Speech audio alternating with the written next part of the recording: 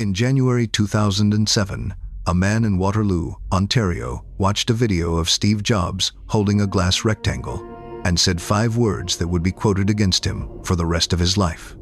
"It's going to collapse the network." Mike Lazaridis was not being arrogant. He was not dismissing the iPhone. He had just torn one apart on his own workbench, and everything he found confirmed what he already believed. The battery would die by lunchtime. The security was thin. The keyboard was a picture of a keyboard, and a device that pulled down full web pages, music and video over a cellular network would flood that network until it buckled. Every single one of those observations was correct. He was the most qualified person on earth to make them. Because for 20 years, Mike Lazaridis had built his entire empire on one idea: that bandwidth was precious, that networks were fragile, and that the company which used the least of it would win. He was right about all of it, and it destroyed him anyway. This is the story of how the most valuable advantage in mobile computing became the trap that no one inside the building could see. The story starts in 1984 in a strip mall office in Waterloo, Ontario, a Canadian university town better known for snow than for silicon. Mike Lazaridis was an engineering student who left school 2 months before graduating. With his friend Douglas Fregan, he founded a company with a name that sounded like a physics department: Research in Motion. For years, they were contractors. They built barcode readers, film editing equipment, network hardware for other people's projects. It was not glamorous. It was the slow accumulation of a very specific expertise: how to move small amounts of data through wireless networks that were slow, expensive, and unreliable. In 1992, a Harvard-educated salesman named Jim Balsillie joined a company that had roughly 14 employees. He mortgaged himself into it. From then on, the pattern was set. Lazaridis built the machine, Balsillie sold it, and for 2 decades they ran the company together as co-chief executives. Their first true product arrived on the 19th of January, 1999. It was not a phone. It was a 2-way pager with a tiny keyboard, and it was called the BlackBerry. The name came from a branding firm who looked at the little rounded keys and thought of the droplets on a berry. It was black, it buzzed on your belt, and it did exactly one thing that nothing else on earth did properly. Your email arrived. Not when you asked for it, not when you connected. It simply appeared wherever you were. To understand why that felt like magic, you have to understand what was underneath it. BlackBerry was never really a phone company. It was a network company that happened to make phones. Every message sent to a BlackBerry did not travel the way you would assume. It went first to Research in Motion's own network operations center, its own infrastructure, where the data was squeezed down, compressed, stripped of everything unnecessary, and only then pushed out across the carrier's network to the device in your hand. The result was a device that sipped bandwidth while everything else gulped it. And that mattered enormously, because in the early 2000s, the mobile networks were fragile, narrow, and expensive to expand. Carriers were terrified of congestion. So the carriers did not merely tolerate BlackBerry, they loved it. They pushed it in their stores, bundled it, promoted it, because here was a device that made corporate customers pay a premium every month while barely touching the network they had spent billions building. That was the moat, not the keyboard, not the little blinking red light, the architecture. Then came the 11th of September, 2001. In New York and Washington, the phone networks collapsed under the weight of everyone calling at once. Landlines jammed, mobile calls failed, and the BlackBerrys kept working. Messages went through. In the White House, Karl Rove was the only staffer carrying one, and colleagues borrowed it to get word out. In the days that followed, the device stopped being an executive toy and became infrastructure. Congress adopted it. Federal agencies adopted it. Wall Street was already hooked. BlackBerry was now the machine that worked when nothing else did, and that reputation would be worth more than any advertisement the company ever bought. What followed was one of the great runs in corporate history. The devices got smaller and better. In 2002, the BlackBerry gained an actual telephone, then color screens, then cameras, then the Pearl and the Curve and the Bold, each one a little more consumer-friendly than the last. And something strange happened on the way. A device designed for lawyers and bankers escaped into the culture. People checked it under the dinner table. They checked it at weddings. They checked it in bed. In 2006, Webster's New World Dictionary named its word of the year crackberry. It was not a compliment, and the company could not have bought better marketing. There were speed bumps that would have killed a lesser firm. A patent holding company called NTP sued, and in March 2006, Research in Motion paid $612.5 million to make it go away, a single check to end a 5-year fight that had threatened to switch the whole American network off. They paid it and kept climbing. By the 3-month period ending in January 2010, the research firm comScore had Research in Motion at 43% of the entire United States smartphone market. Not of one segment, of all smartphones. Apple was at 25, Microsoft at 15, Google, with Android, at 7. More than 4 in every 10 smartphones in America were BlackBerry's.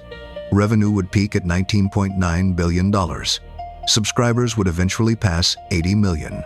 On the 19th of June 2008, the share price closed at $147.55, the highest it would ever be.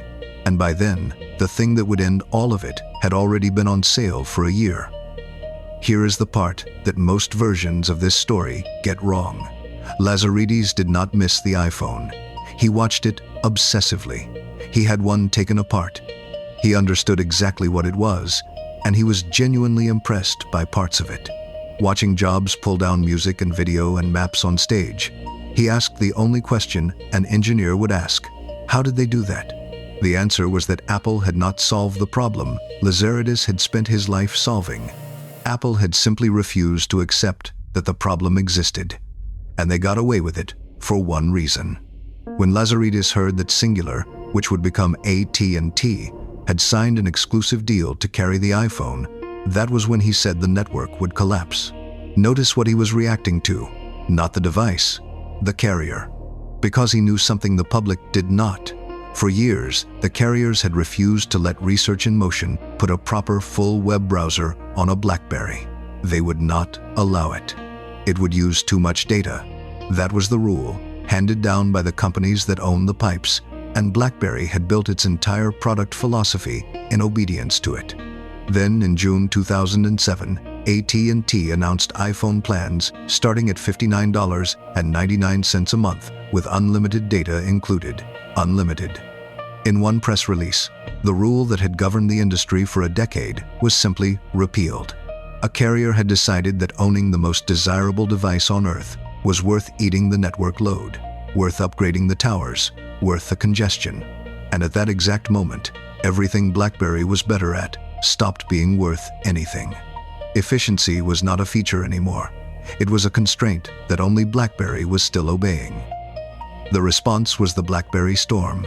In November 2008, it arrived on Verizon, and it was a touchscreen. The company that supposedly refused to build one, built one in under a year, because the carrier wanted an iPhone competitor, and BlackBerry could not afford to say no. But it was a compromise made physical. The whole screen was mounted on a mechanism so that it physically clicked when you pressed it, because BlackBerry could not bring itself to believe that people would accept typing on glass. It was an attempt to keep the feeling of a keyboard while removing the keyboard. It was rushed, and the software was not ready. About 1 million shipped. According to the definitive account of the company's collapse, Verizon's chief marketing officer John Stratton told Balsillie that virtually every one of them needed replacing, and that many of the replacements were coming back too. Verizon would later say publicly that returns were under 10%, so the exact scale is disputed. What is not disputed is what it cost.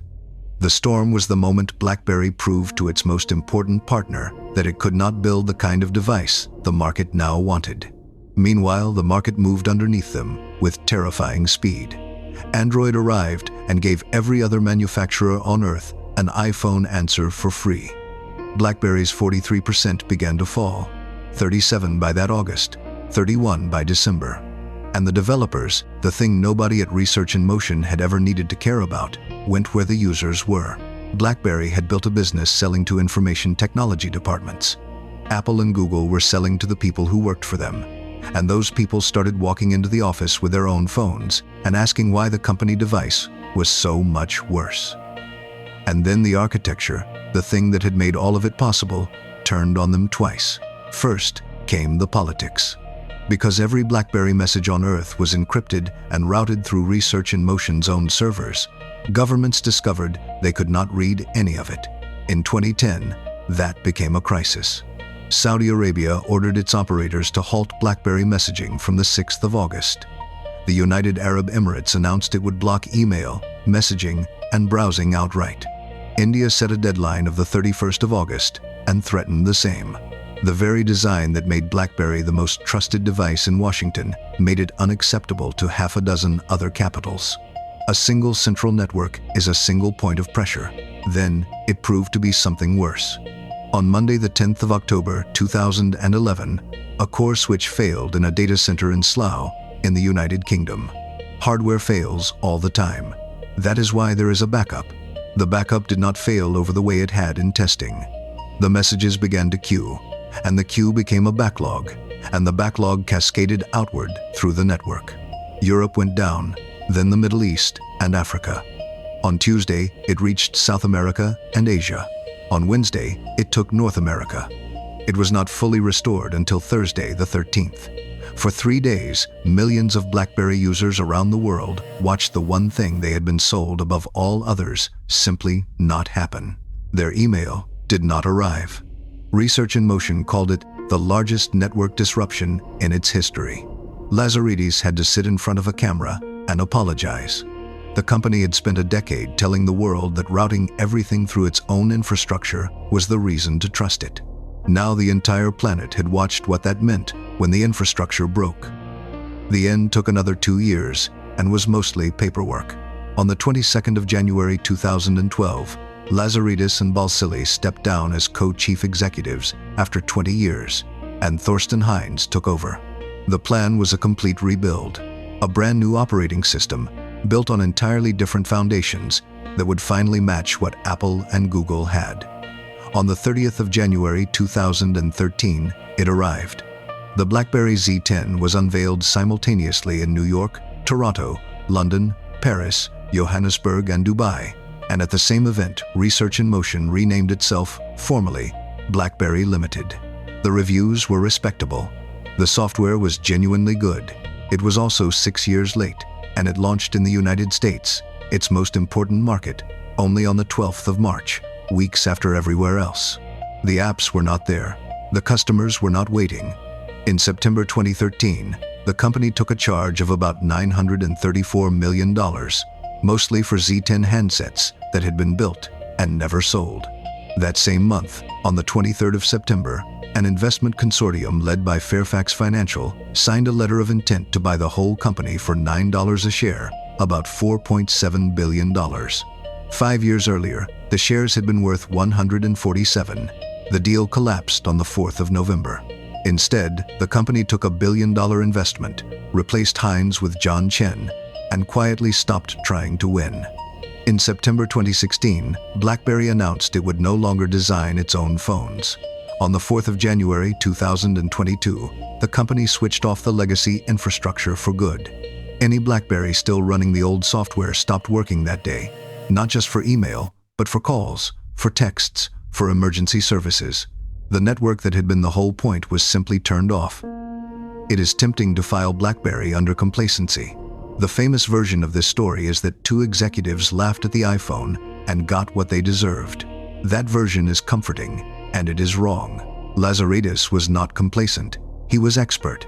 He had spent 20 years developing the most sophisticated understanding in the industry of what mobile networks could and could not carry, and he had built a company that was the perfect answer to that question.